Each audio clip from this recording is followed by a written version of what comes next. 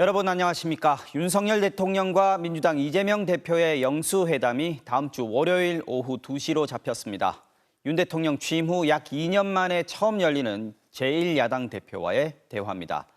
의제에 제한을 두지 말자는 대통령실의 제안을 이 대표가 받아들였다고 민주당은 밝혔습니다. 김정우 기자가 보도합니다. 앞서 두 차례 실무회동에서도 좁히지 못했던 입장차는 민주당 이재명 대표가 좁혔습니다. 사전 조율도 해야 되는데 그거조차도 좀 녹록지가 않은 다 접어두고 먼저 윤석열 대통령을 만나도록 하겠습니다. 성과 있는 회담을 위해 의제부터 조율하자던 입장을 접고 의제 제한을 두지 말자는 대통령실 요청을 받아들였다고 했습니다. 회담은 다음 주 월요일 오후 2시 용산 대통령실에서 양측 실무진들을 포함해 3명씩이 함께 차를 마시며 대화 형식으로 갖기로 했습니다. 이재명 대표로부터 많은 이야기를 듣고 싶다는 윤석열 대통령의 뜻과 의제 합의 여부와 상관없이 신속히 만나겠다는 이재명 당대표의 뜻에 따라 민주당은 민생을 살리고 국정기조를 전환하라는 것이 총선에 드러난 민심이라며 이를 윤 대통령 앞에서 전달하겠다고 했습니다. 정해진 의제가 없다고 했을 뿐 사실상 대통령의 국정 운영 전반에 대한 비판을 제기하는 기회로 삼겠다는 계획입니다. 총선 민심이 반영된 의제들에 대해서 가감없이 대통령께 전달하고 방안을 찾도록 할 예정입니다. 1인당 25만 원 지원금을 포함해 최상병 특검과 김건희 여사 특검, 반복되는 대통령의 거부권 행사 등 사실상 모든 이야기가 언급될 것으로 보입니다. 민주당은 회담 성사를 위해 이 대표가 결단을 내렸다고 표현하면서 민생이 어려운 만큼 해결 방안을 찾자는 취지였다고 설명했습니다. 민생을 더 챙기는 쪽이 양보했다는 모양새를 통해 회담의 주도권을 쥐겠다는 취지로 읽힙니다. MBC 뉴스 김정우입니다. 대통령실은 윤 대통령의 제안에 이 대표가 화답했다면서 환영 입장을 밝혔습니다. 대통령실은 대화를 통해 민생 경제를 살리자면서 대통령도 이 대표와의 만남으로 국민적 관심 사안에 대한 계기를 찾으려 하고 있다고 밝혔습니다. 이어서 김민찬 기자입니다. 의제에 얽매이지 않겠다는 이재명 대표 발표에 대통령실은 곧장 환영 입장을 냈습니다. 대통령의 회동 제안에 화답한 이재명 대표의 뜻을 환영한다고 했는데 짧은 입장문에선 먼저 손을 내민 건 윤석열 대통령이라는 점이 강조됐습니다. 취임 후 첫 영수회담 제안을 성사시킨 걸로 협치에 시동을 걸었다는 모양새를 가져가면서 총선 결과에 드러난 민심을 반영하겠다는 계기로 삼겠다는 의도도 있습니다. 대통령실은 양측이 허심탄회한 대화를 통해 민생 경제를 살리고 여러 국정 현안을 푸는 기회가 되길 기대한다고 했습니다. 민생 현안 그리고 국민적 지금 관심 사항들 이런 거에 대해서 대통령께서도 지금 이 대표님과의 만남 속에서 어떤 모멘텀을 찾으시려고 하고. 대통령실은 대통령이 회담 준비를 하고 있다며 민생을 가장 먼저 언급했습니다. 회담에선 경제 관련한 입법 사안들에 대한 협조를 요청할 것으로 보입니다. 아직 후임이 지명되지 않은 총리 인선에 대한 접점이 마련될 것인가도 주목됩니다. 하지만 다른 사안들은 입장차가 분명합니다. 추경에 반대하는 정부로선 이재명 대표가 주장하는 전국민 민생회복지원금 지급도 부담입니다.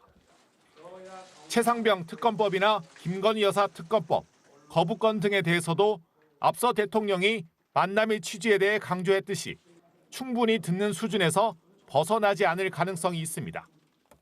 아마 용산은 용산대로 그리고 민주당은 민주당대로 대화 나눈 것을 중심으로 해서 그렇게 발표할 걸로 알고 있습니다.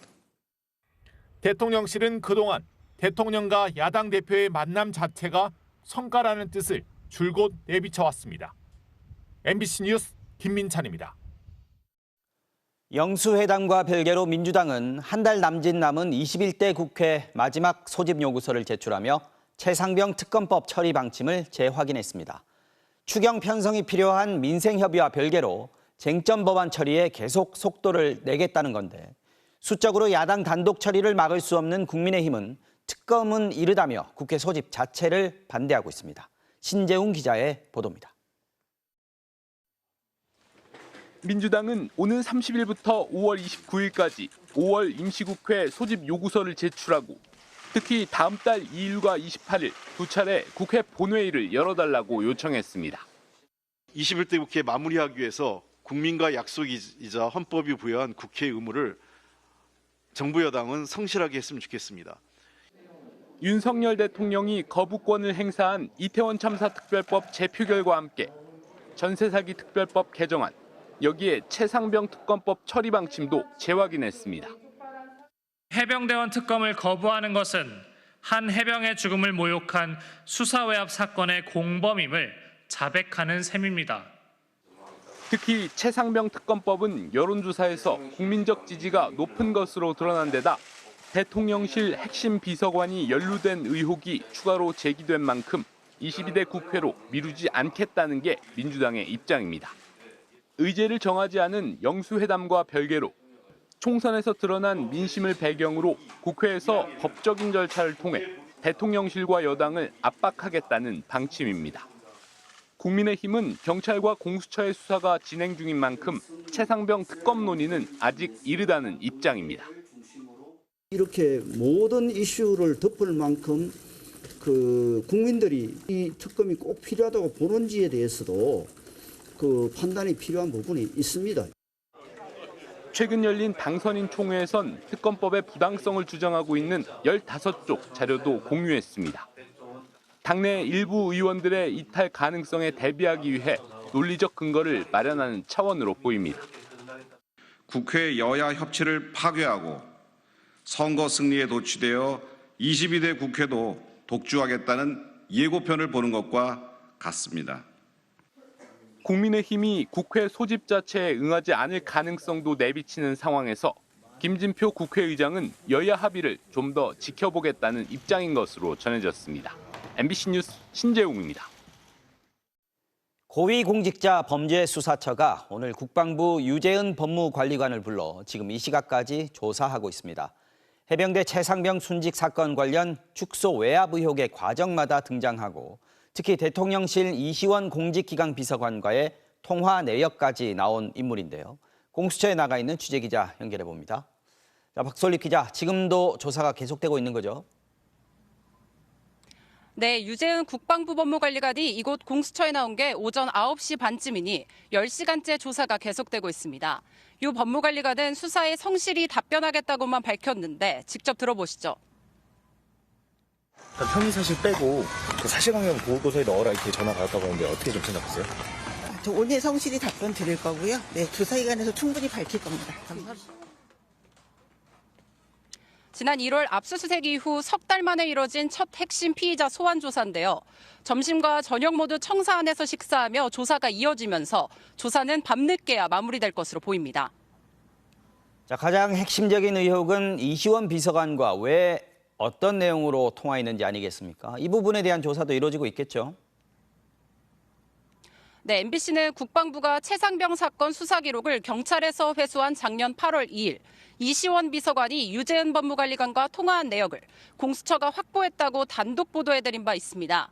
이 통화에 대해 물어봤는데 유 법무관리관은 말을 아꼈습니다. 직접 들어보시죠. 이시원 비서관이랑 어떤 통화하셨을까요? 오늘 수사기관에서도 말씀드릴 겁니다. 사건을 처음 조사한 해병대 수사단장, 사건 기록을 국방부에 돌려준 경찰 간부, 모두 직접 전화를 걸어와 과정을 조율한 인물로 유재은 법무관리관을 지목해왔습니다. 또 재조사 때 혐의 대상을 8명에서 2명으로 줄이라는 의견을 꾸준히 전달하기도 했고요. 누구 지시로 이런 역할을 했는지 오늘 조사는 윗선으로 올라가는 수사의 징검다리가 될 것으로 보입니다. 매 과정마다 등장한 핵심 인물인 만큼 소환 조사가 한 번에 끝나지 않고 여러 번 이뤄질 수 있다는 전망도 나옵니다. 지금까지 공수처에서 MBC 뉴스 박솔립입니다. 임성근 전 해병대 1사단장은 최상병 사고 당시 현장 통제 권한이 육군에게 있었기 때문에 자신은 수중수색을 지시한 적이 없고 따라서 책임이 없다고 줄곧 주장해왔습니다. 그런데 그 주장에 배치되는 증거가 새로 나왔습니다. 임 전 사단장이 자신의 명의로 작전 명령을 내린 것으로 드러난 겁니다. 조재영 기자입니다. 수중 수색 지시를 내린 적 없다. 당시 작전 통제 권한이 없었다. 임성근 전 사단장은 최상병 순직 사고와 관련해 일관된 주장을 해왔습니다. 작년 11월 법원에 제출한 진술서에도 해병 1사단장, 즉 본인의 지시는 작전 통제권 전환 이전까지 유효했고 그 이후는 육군 54단장의 지휘였다는 내용이 담겼습니다. 그런데 임 전 사단장이 본인의 주장과 정면으로 배치되는 행동들을 한 정황이 새로 드러났습니다. 최상병이 목숨을 잃기 이틀 전인 2023년 7월 17일, 작전 통제권은 오전 10시부로 육군에게 넘어갔습니다. 이때부터 임 전 사단장은 어떤 작전 명령도 내려서는 안 됩니다. 그런데 12시간쯤 지난 그날 밤 9시 55분, 호우 피해 복구 작전을 하라는 업무 명령이 사단장 명의로 내려왔습니다.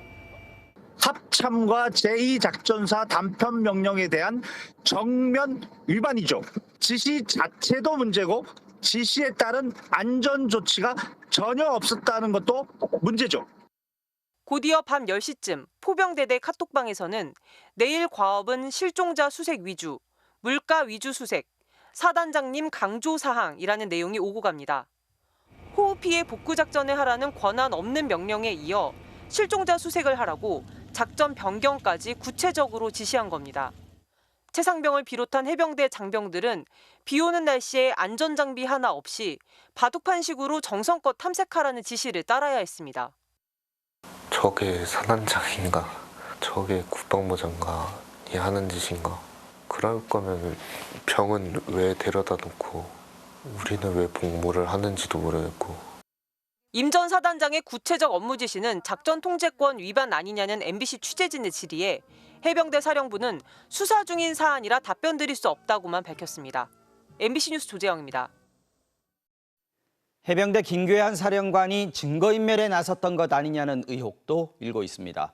해병대 수사단 사건 기록을 경찰에 이첩하고 회수할 때를 전후해 김 사령관이 국방장관 등과의 통화 기록을 바로바로 삭제했다고 밝힌 것으로 확인된 겁니다.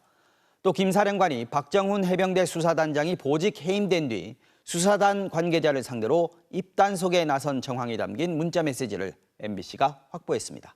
이 내용은 이덕영 기자가 전해드리겠습니다. 지난해 8월 6일 김괴한 해병대 사령관과 박진희 국방부 군사보좌관의 텔레그램 대화 내용입니다. 박진희 군사보좌관은 수사단장이 경찰로 사건 기록을 이첩 중이란 사실을 언제 장관에게 보고했는지 묻습니다. 정확한 시간을 대지 못하던 김괴한 사령관. 곧바로 장관님이나 군사보좌관님과 통화 기록은 바로 삭제해서 기록은 없다라고 말합니다. 사실상 증거인멸로도 해석될 수 있는 발언입니다. 광범위한 그 증거인멸이 있지 않았느냐. 뭔가 거기서 드러나면 안 되는 게 있었기 때문에 지운 거 아니겠습니까? 김 사령관이 해병대 수사단을 상대로 입단속에 나선 정황도 포착됐습니다. 박정훈 대령이 보직 해임되고 이틀 뒤 김괴한 사령관은 해병대 수사단 관계자에게 이런 카카오톡 메시지를 보냅니다. 너는 얼마만큼 알고 있었니? 너도 조사받았는지 집단으로 가면 안 돼서라고 적었습니다. 대통령실이 적극 개입하는 와중에 박정훈 대령 개인의 항명 사건으로 꼬리 자르기에 나섰던 건 아닌지 의심되는 대목입니다. 항명 사건 초기 김 사령관은 박정훈 대령을 두둔했지만 추후 강경한 입장으로 돌아섰습니다. 우리는 진실되게 했기 때문에 잘못된 건 없어. 우리는 지금까지 거짓 없이 했으니까 됐어. 이렇게 외압이고 위법한 지시를 하고 있다라고 다들 느끼면서 안 되면 나중에 내 지시사항을 위반한 거로 이렇게 갈 수밖에 없을 거야. 해병대 사령부는 통화 기록 삭제가 증거인멸 목적이었냐 MBC 취재진의 질문에 수사 중인 사안이라 답변할 수 없다고 밝혔습니다. 김괴한 사령관은 논란 속에서도 최근 실시된 국방부 장성 인사에서 유임이 결정돼 연말까지 자리를 지키게 됐습니다. MBC 뉴스 이덕영입니다. 윤석열 대통령이 석 달 넘게 비어있던 공수처장 후보를 오늘 지명했습니다. 판사 출신의 오동훈 변호사입니다. 최상병 사건 수사 외압에 대통령실 비서관이 연루된 의혹이 제기되고 민주당이 최상병 특검법 처리를 예고한 상황에서 새 공수처장 인선이 이루어진 건데 야당은 청문회를 통한 철저한 검증을 예고했습니다. 이용주 기자입니다. 2대 공수처장 최종 후보자로 판사 출신 오동훈 변호사가 지명됐습니다. 지난 1월 김진욱 초대 처장이 퇴임한 지 96일 만입니다. 2명의 후보자 가운데 오동훈 변호사를 공수처장 최종 후보자로 지명하였습니다. 신속히 국회에 인사청문을 요청할 예정입니다. 오 후보자는 1998년 부산지법에서 임관한 뒤 울산지법 등에서 부장판사를 지냈습니다. 대통령실은 20년간 다양한 분야에서 재판 경험과 전문성을 쌓았다며 공정성과 신뢰성 등을 고려해 신중하게 결정했다고 밝혔습니다. 100일 가까운 장기간의 수장 공백 기간, 공수처는 최상병 사건 외압 의혹 등 굵직한 수사의 속도가 더디게 진행됐다는 비판을 받아왔습니다. 마침 오늘은 수사 외압 의혹의 핵심 인물인 유재은 국방부 법무관리관이 소환됐습니다. 국회에선 최상병 특검 처리에 대한 야권의 압박이 거세지고 있습니다. 오늘 인선과 관련해 대통령실 관계자는 이종섭 전 장관에 대한 고발도 특검 법안 발의도 모두 지난해 이루어졌다며 공수처장 지명과 특검법을 연결하는 것은 부당하다고 반박했습니다. 또 그간 수사 무력화라고 비판하다 막상 지명하자 수사를 방해하는 것 아니냐고 비판한다면 온당치 않다고 주장했습니다. 개혁신당은 내부 입단속을 시도하려는 것으로 의심된다고 지적했고, 민주당은 오 후보자가 박근혜 정부 정보경찰의 선거 개입 의혹 사건을 변호한 전력을 볼 때 공정한 수사를 이끌 수 있을지 의문이라며 철저한 검증을 예고했습니다. 오동훈 후보자는 공수처가 어려움에 처한 시기 지명돼 무거운 책임감을 느낀다며 독립적 수사기관으로 책임과 역할을 다해 국민 신뢰를 받을 방안을 고민하겠다고 밝혔습니다. MBC 뉴스 이용주입니다. 다음 소식 전해드리겠습니다. N달러 환율이 장중 156엔을 돌파하면서 이른바 슈퍼 엔저 현상이 이어지고 있습니다. 일본이 달러 앞에 유독 힘을 못 쓰는 모습인데요. 이렇게 급격한 엔화 가치 하락은 우리나라에도 영향을 미칠 수 있어서 당국이 예의주시하고 있습니다. 김세영 기자가 전하겠습니다. 오늘 도쿄 외환시장에서 N달러 환율이 장중 달러당 156엔을 돌파했습니다. 34년 만에 최저치입니다. 어제 이른바 방어선으로 불리는 155엔을 뚫었는데 하루 만에 또 돌파한 겁니다. 연초 달러당 140엔 수준이었던 엔화는 지난달 150엔대로 올라선 뒤 계속 오름세를 이어가고 있습니다. 지난주 한미일 재무장관이 모여 원화와 엔화의 지나친 약세에 대한 구두 개입에 나섰지만 효과는 당일 반짝에 그쳤습니다. 무엇보다 달러 강세 흐름이 원인입니다. 기대했던 미국의 금리 인하 시점이 늦춰지면서 달러를 사들이는 움직임이 커졌습니다. 여기에 엔화를 푸는 일본의 통화 정책이 유지되고 있습니다. 일본은행은 국채 매입을 유지하면서 동시에 오늘은 0에서 0.1%인 기준금리를 동결했습니다. 잃어버린 30년 이후 이제 겨우 살아나는 경제에 찬물을 끼얹을까 조심스럽습니다. 일본이 장기간 물가가 하락하는 어떤 디프레 국면에서 물가가 오르는 인플레 환경으로 사실은 전환됐고 자칫 금리를 너무 일찍 올리거나 했을 때는 사실은 훼손할 수 있는. 문제는 일본의 급격한 통화 가치 하락은 우리 경제에도 영향을 미친다는 겁니다. 올해 1분기 국내 총생산 GDP 성장률이 1.3%로 깜짝 반등하며 경기 회복의 신호가 나왔는데 엔화 약세가 자칫 수출의 발목을 잡을 수 있습니다. 미국 시장 내에서 우리 제품과 가장 많이 경쟁하는 게 일본 제품이에요. 일본 제품이 가격 경쟁률이 더 좋아진 거죠. 대미 수출이 타격을 받으면 우리나라의 GDP, 경제 성장률이 낮아질 것이고 원달러 환율을 상승시키는 요인이 됩니다. 오늘 원달러 환율은 어제보다 0.3원 오른 1375.3원에 마감했습니다. 엔화 약세가 지속되면 원화 가치도 곧 하락할 것으로 전망됩니다. 일본은행 총재는 오늘 엔저로 인한 물가의 영향이 크면 금융정책 때 고려하겠다고 밝혀 향후 외환시장 실개입과 긴축 전환 가능성을 내비쳤습니다. MBC 뉴스 김세영입니다. 독도를 영토 분쟁 지역으로 기술해서 문제가 됐던 국방부 정신전력 교재에 대한 감사 결과가 나왔는데요. 내부에서 문제 제기가 있었지만 그대로 묵살이 됐고 국가안보실 점검회의에서도 걸러내지 못한 것으로 드러났습니다. 실무자 4명이 경고와 주의 처분을 받았습니다. 신수아 기자가 취재했습니다. 윤석열 정부 들어 처음 펴낸 국방부의 장병 정신전력 교육 교재. 독도를 두고 독도 문제 등 영토 분쟁도 진행 중에 있다고 적었습니다. 교재의 한반도 지도 11개 모두에도 독도가 없습니다. 작년 12월 논란이 일자 윤석열 대통령은 크게 질책했고 국방부는 즉시 교재를 전량 회수하고 감사해버렸습니다. 3개월여 만에 그 결과가 나왔는데 당시 내부에서 독도 기술에 대한 문제 제기가 있었던 것으로 드러났습니다. 1차 자문 과정에서 국방정신전력원 한 교수가 독도는 영토 분쟁이 아니라는 의견을 제시했고 육군 역시 영토 분쟁에 대한 이해를 위해 각주로 추가 설명을 해야 한다고 의견을 제출했던 것으로 확인됐습니다. 하지만 이 같은 지적은 전혀 반영되지 않았고 국방부 관계자조차 추후 언론 보도가 있고 나서야 문제가 있다는 걸 파악했습니다. 한반도 지도에 독도가 표기되지 않은 것에 대해선 아예 문제 제기조차 없었습니다. 국방부는 2006년 이전 교과서를 참조하는 바람에 독도가 표기되지 않았다고 밝혔습니다. 하지만 교재 개편 TF회의가 매주 열렸고 작년 8월에는 국가안보실까지 점검회의를 했는데도 전혀 걸러내지 못했던 겁니다. 제가 보고받기로는 그 국방비서관실에서 했을 거 아니겠습니까? 네. 하여튼 발간되기 전까지 내용 그 책을 놓고 쭉 읽어볼 수 있는 기회가 없었다, 못 봤다. 국방부는 단순 부주의 때문에 벌어진 일로 판단된다며 교재 집필 실무자 4명에 대해 경고와 주의 처분을 내렸습니다. 경고와 주의는 인사기록상 징계 기록이 남지 않는 행정처분입니다. MBC 뉴스 신서입니다. 하이브 측과 뉴진스의 소속사인 어도어 민희진 대표 사이의 진실 공방이 오늘도 이어졌습니다. 어제 민 대표의 기자회견에 대해서 하이브 역시 오늘 반박 자료를 냈는데요. 하이브뿐 아니라 국내 엔터 기업들의 주가도 함께 하락했습니다. 임소정 기자가 취재했습니다.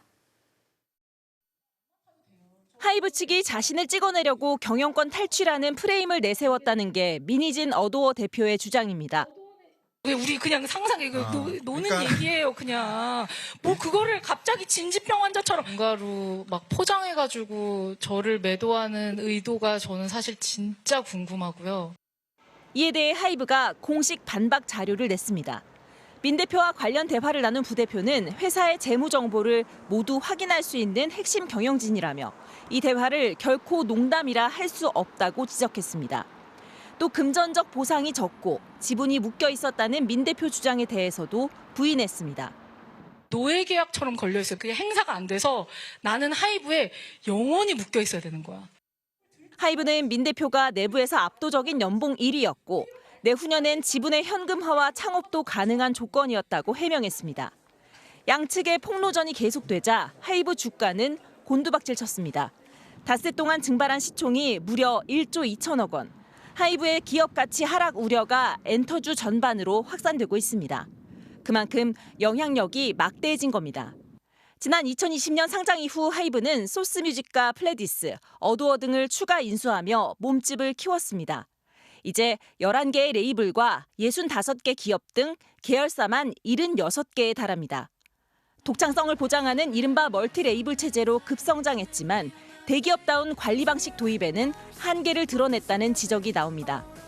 본사 계열사 간 어떤 조정의 문제, 그리고 인적 자원 관리의 문제, 위기 관리의 문제에서 부실함이 드러났거든요. 경영 관리 부분에 좀 혁신이 필요합니다. 외신들은 세계에서 가장 인기 있고 수익성 높은 음악 산업, K-팝이 권력 다툼으로 성장통을 겪고 있다며 이번 사태를 집중 조명하고 있습니다. MBC 뉴스 임소정입니다. 전공의들이 의료 현장을 떠난 지 2달이 넘었습니다. 의대 교수들의 집단 사직과 휴진이 잇따르고 있는 상황인데 정부는 실제 사직에 나선 의대 교수들의 규모가 크지는 않은 것으로 보고 있습니다. 그런데 저희가 취재를 해봤더니 정부가 이들을 처벌할 법적 근거와 시기까지 검토하고 있는 것으로 확인됐습니다. 박소희 기자의 단독 보도 보시겠습니다. 서울 성모병원까지 수도권의 대형 병원 빅5 교수들이 모두 집단 휴진을 결의했습니다. 정부는 집단 사직과 휴진을 철회할 것을 거듭 호소했습니다. 집단 사직과 집단 휴직을 하겠다고 하지만 환자분들의 생명을 끝까지 지켜주실 것으로 믿고 있습니다. 다만 정부는 의대 교수들의 사직서 제출 규모가 크지 않은 것으로 파악하고 있습니다. MBC가 취재한 복지부 내부 집계에 따르면 지난 24일 기준 40개 의과대학의 88개 병원 전문의 19,550명 가운데 사직서 제출자는 1,298명, 전체의 6.6%였습니다. 이를 전임 교수 기준으로 따지면 11,961명 가운데 13개 병원에서 775명이 집단 사직서를 제출한 것으로 집계됐습니다. 정부는 또 이들 사직 교수들에 대해 법적 징계 여부와 시기까지 검토하는 것으로 확인됐습니다.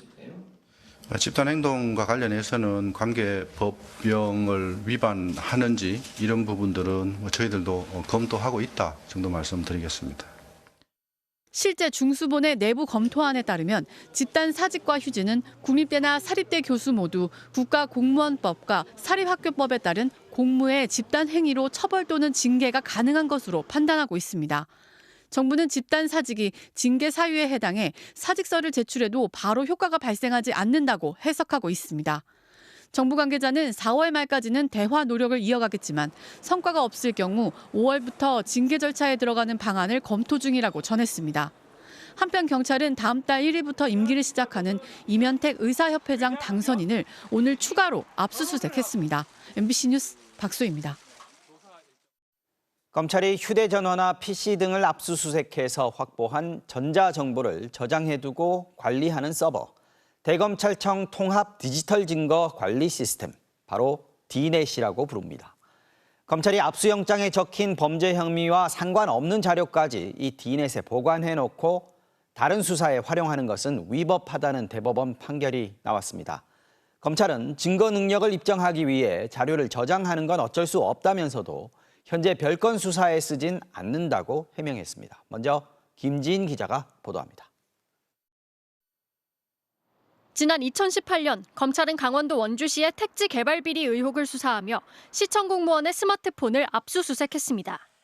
개발 비리와 상관없는 자료까지 D넷에 통째로 보관한 검찰은 우연히 이 공무원이 검찰 수사관에게 청탁해 수사 기밀을 넘겨받은 정황이 담긴 통화 녹음 파일을 발견했습니다.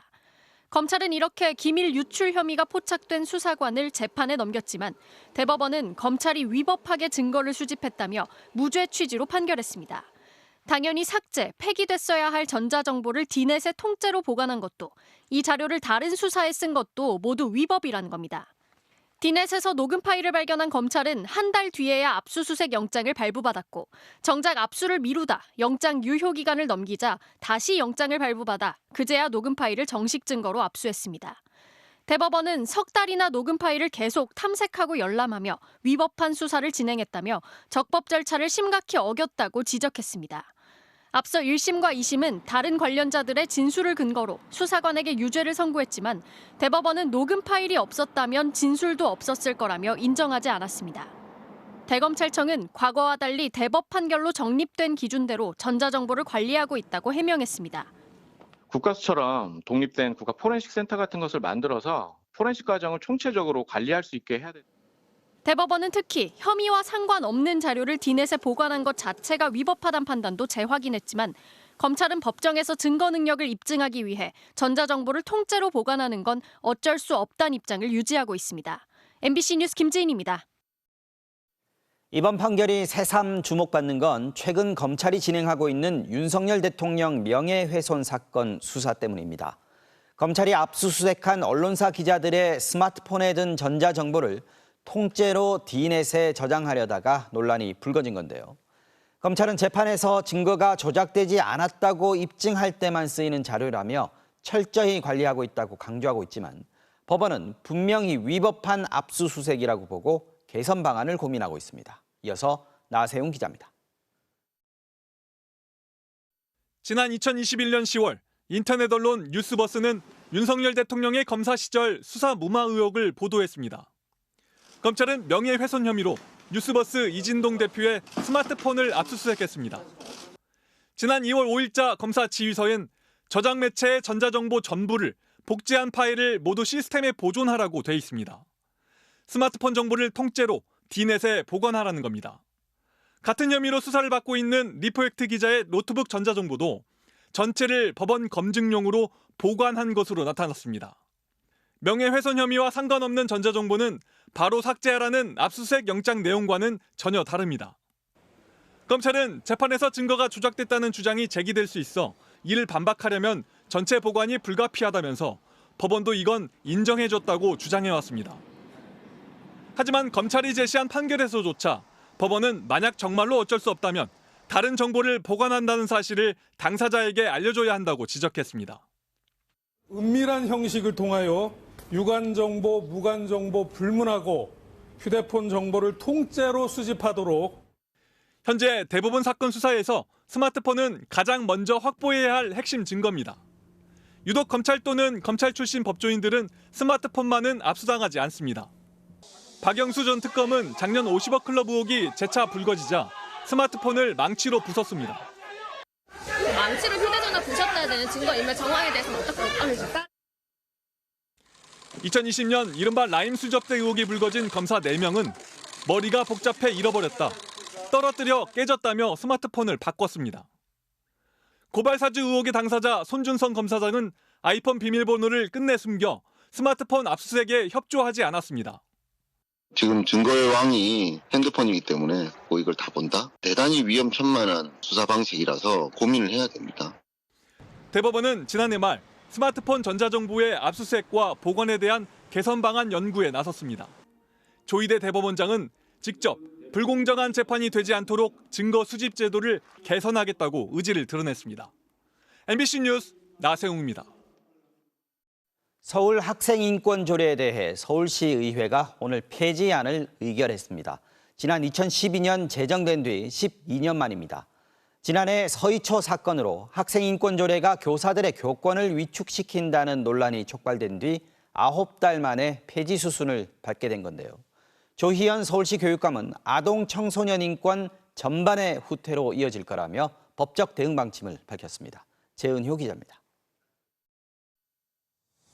지난해 7월 서울 서희초 교사 사망 사건 이후 논란은 학생인권 조례로 옮겨붙었습니다.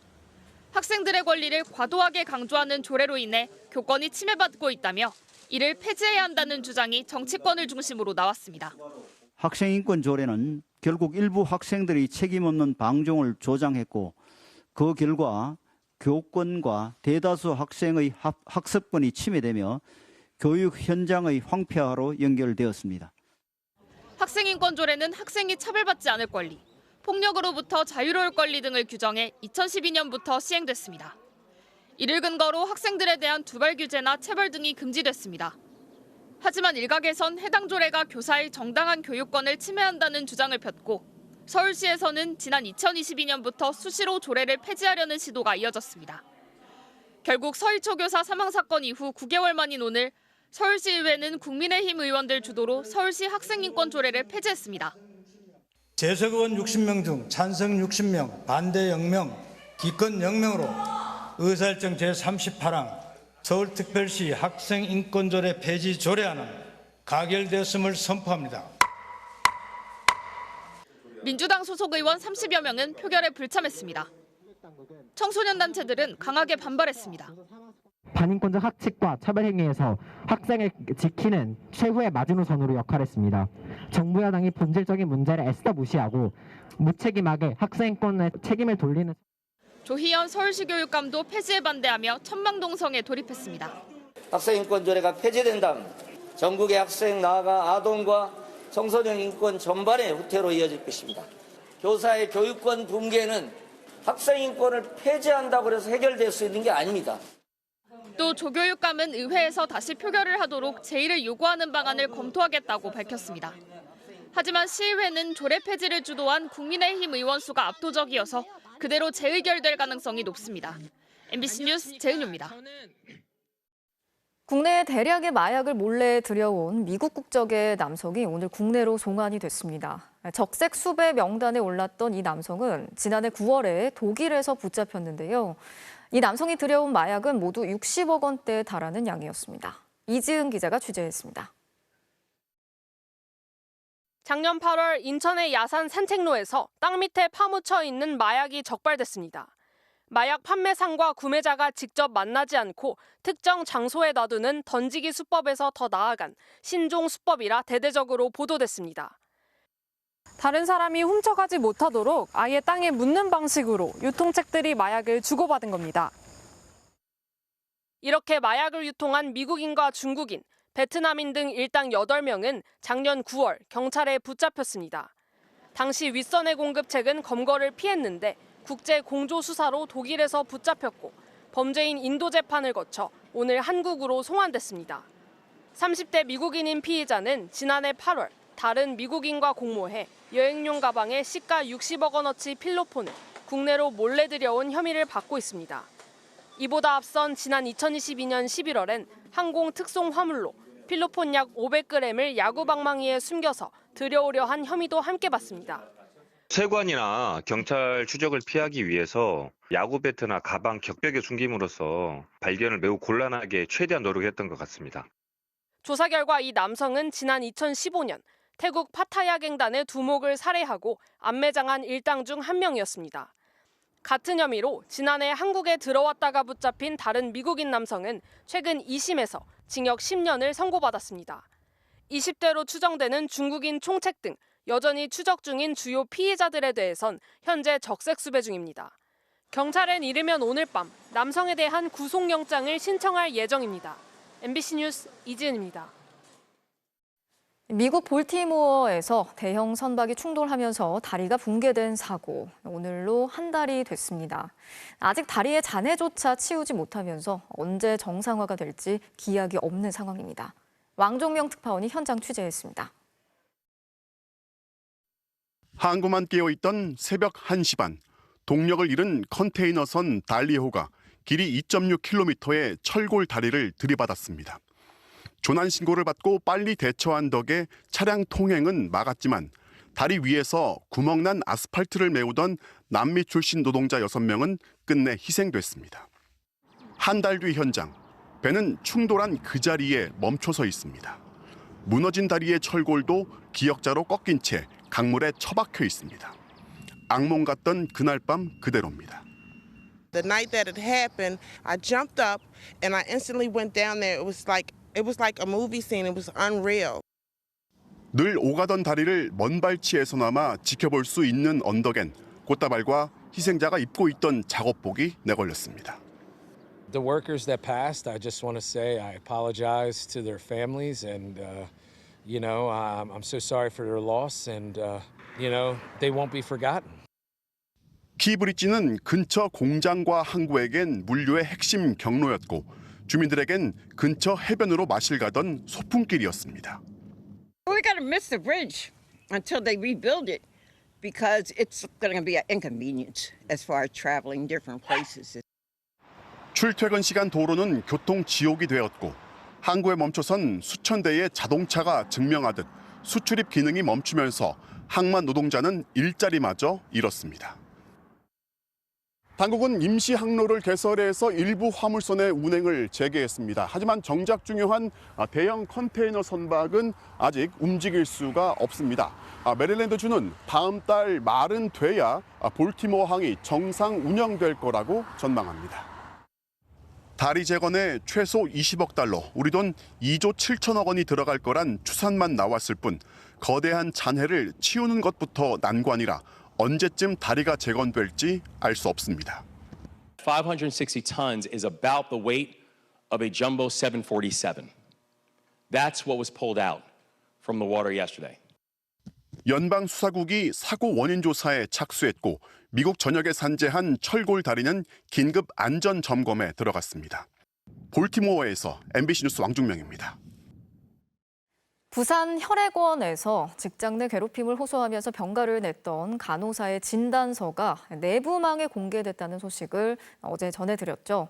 혈액원 측은 피해자에게 담당 직원의 단순 실수라면서 개인정보보호법의 위반 소지가 없다고 해명을 했는데요. 알고 봤더니 이미 위반 정황이 있다는 해석을 받았던 것으로 드러났습니다. 조민희 기자가 전하겠습니다.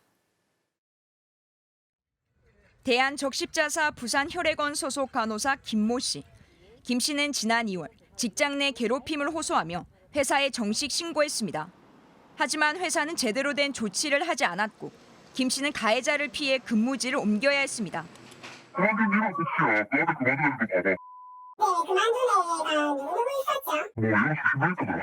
이 사건 이후 김 씨는 병가를 신청했는데 회사에 제출한 의료 진단서가 내부망에 공개됐습니다.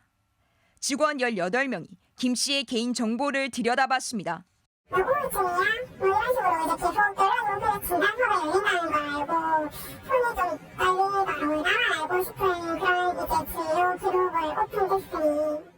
김 씨가 항의하자 혈액원 측은 9일이 지나서야 문서를 비공개 처리했습니다. 그러면서 담당 직원의 단순 실수로 징계 대상이 아니라며 별도의 인사 조치도 하지 않았습니다. 하지만 해명은 사실과 달랐습니다. 혈액원 측은 개인정보 관련 주무 부처인 개인정보보호위원회로부터 개인정보보호법에 따른 안전보호 의무를 위반한 점이 인정될 수 있다는 해석을 받았던 겁니다. 이럴 경우 대한적십자 내규에 따라 인사조치 대상이 될 수 있습니다. 접근할 수 없는 90명의 사람이 그걸 접근할 수 있는 상태로 만들어 크니까 유출로 봐야 되겠죠. 직장 내 괴롭힘 신고가 접수되면 사업장은 즉각 조사에 착수해야 하지만 혈액원 측은 일주일이 지나서야 피해자 조사에 착수했고 가해자 조사는 이루어지지도 않았습니다. 이 역시 근로기준법 위반에 해당될 수 있습니다.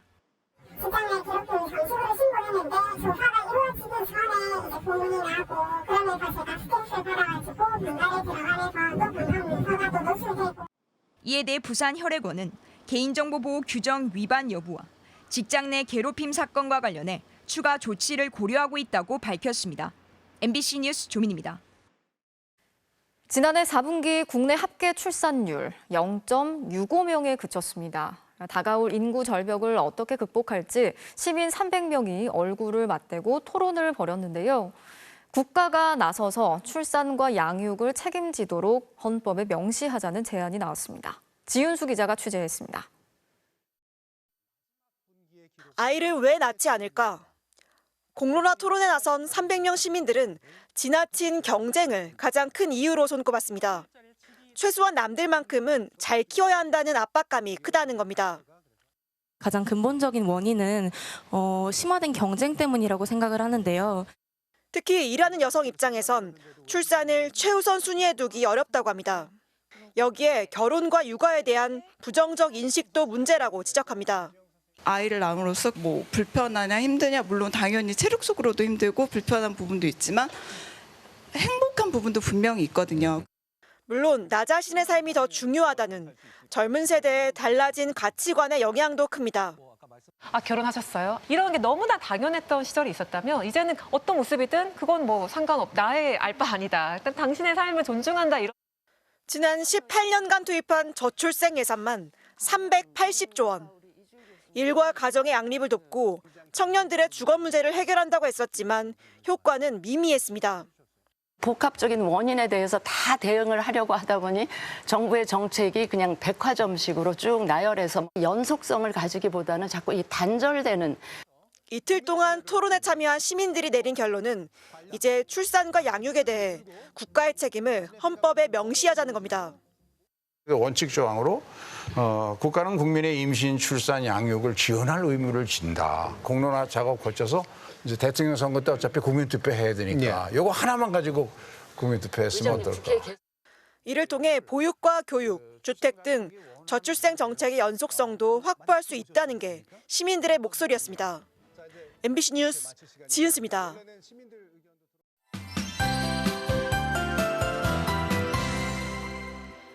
네, 이번 주말에는 날이 내내 덥겠습니다. 특히 경상권을 중심으로 한여름에 버금가는 더위가 나타나겠습니다. 휴일인 모레 고온 현상이 절정을 보이면서 김천이 31도까지 치솟겠고 단양 30도, 서울도 29도로 7월 중하순처럼 덥겠습니다. 반면 강원 동해안은 20도를 밑돌면서 비교적 선선하겠습니다. 오늘 밤 사이 수도권과 충청도 그리고 남부 내륙을 중심으로는 가시거리가 50m까지 좁혀지는 등 짙은 안개가 끼겠습니다. 미세먼지도 짙어져 시야가 더욱 답답하겠는데요. 현재 위성 영상을 보시면 붉게 표시된 황사가 우리나라 상공을 지나면서 서울에도 황사가 관측되는 등 중부 지방에 영향을 주고 있습니다. 수도권을 중심으로는 내일 오전까지 미세먼지 농도가 높겠습니다. 내일 전국의 하늘 자체는 대체로 맑겠습니다. 아침 최저 기온은 서울이 12도 등으로 오늘과 비슷하겠습니다. 낮 최고 기온은 서울 26도, 대전 27도, 대구가 30도로 경상권을 중심으로 오늘보다 5도가량 높아지겠습니다. 고온 현상은 이번 주말까지 이어지다가 다음 주 월요일에 전국적으로 비가 오면서 기온이 제자리를 되찾을 전망입니다. 날씨였습니다. 금요일 뉴스데스크 마치겠습니다. 함께해 주신 여러분 고맙습니다.